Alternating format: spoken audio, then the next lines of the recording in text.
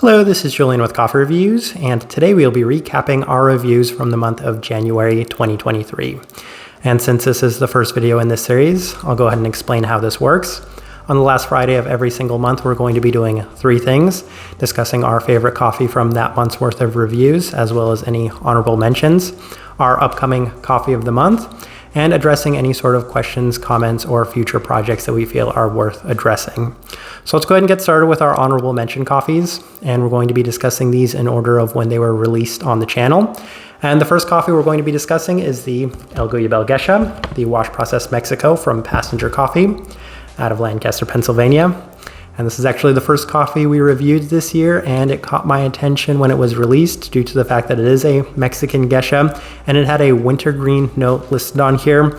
And what made this coffee so special for me was the fact that it came out a lot more sweet than I think I was initially expecting. I was always expecting it to be a cleaner cup of coffee, but those two components factored with the interesting cooling wintergreen sensation that was present within this coffee made for a very unique and interesting review, especially given that it was a Mexican coffee.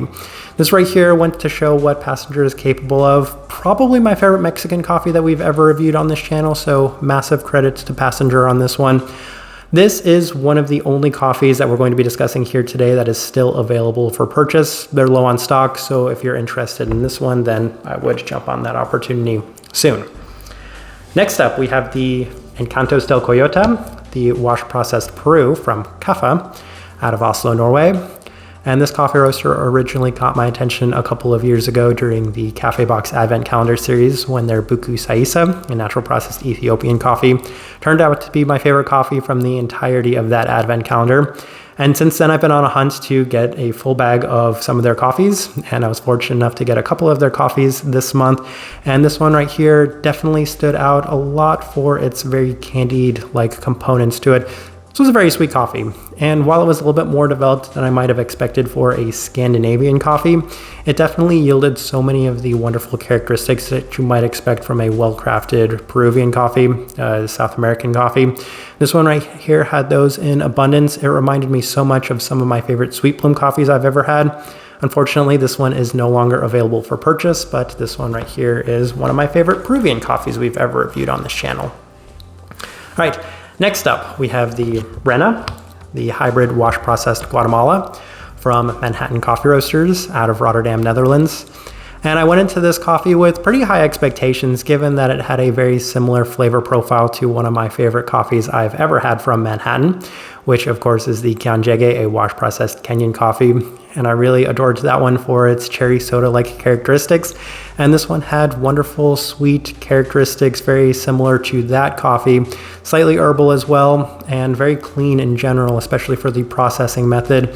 So this one right here, once again, went to show what Manhattan is capable of, given that this is one of their standard offerings. And I was really blown away and impressed by the traditional Manhattan-like components, most distinctly that really strong brown candy component that is present from so many of their coffees. This one right here was a really nice one, and unfortunately this one is no longer available to purchase. All right, and my favorite coffee from the month of January, we have the Kavanga AB, the wash processed Kenyan coffee from Kapha, again out of Oslo, Norway. And this is the other coffee from Kapha that we reviewed this month, and I liked this one a little bit more, and it turned out to be one of my favorite Kenyan coffees that we've ever reviewed on this channel. It actually would have finished second as my second favorite Kenyan coffee last year, just behind the Karen Dundu from Sweet Bloom.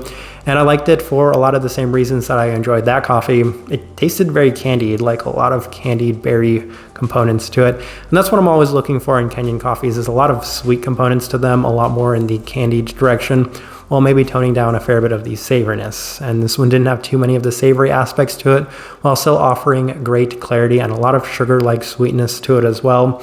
I'm really enjoying the coffees that I have had from Kapha up to this point, and I really hope to review a lot more of their coffees in the future.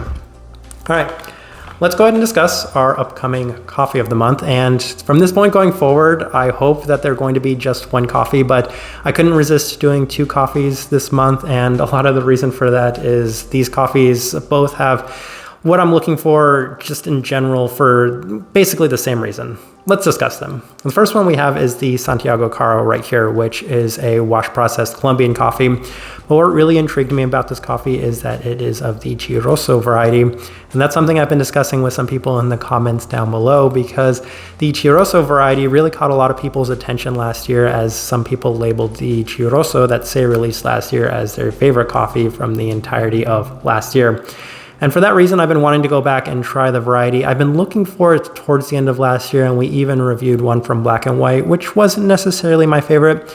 But I knew as soon as Say released another one, I had to purchase it. And I saw the same coffee from Little Wolf. So there's some people that are going to be releasing this coffee around this time, but unfortunately it's no longer available to purchase. So I hope you had a chance to purchase it, because it does sound like a very interesting and promising coffee.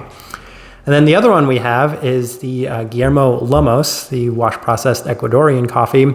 And for the exact same reason, this variety, the Mejorado, as they listed, the Típica Mejorada, is the one that caught my attention the most last year, mostly due to the fact that it ended up being my favorite coffee of the entirety of last year, the Pepe Hijón from Manhattan Coffee Roasters.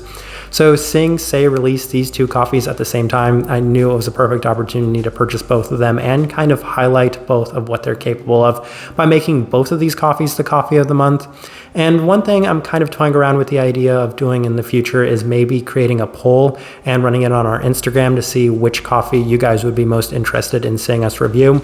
So I'm going to come up with an idea of 4 coffees that might catch my interest for that month and creating a poll so you guys can vote. So if you don't follow us already on Instagram, then the link will be down below. So go ahead and follow us. And that way you can have some input on what coffee might be the coffee of the month coming up here in the future. I know a lot of people have been really excited to try these coffees as well, and already pretty positive first impressions. Just a little bit of a spoiler on that.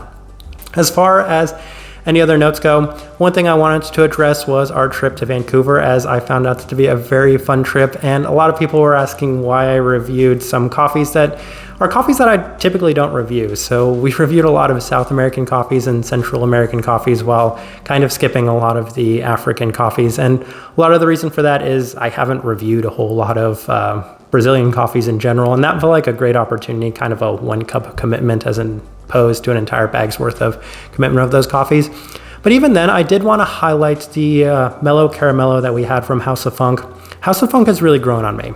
Since the first time we reviewed their coffee, I wasn't necessarily the biggest fan, but the more of their coffees I've had, the more I've started to enjoy them, and that one specifically was my favorite coffee from the ones we reviewed during our trip to Vancouver.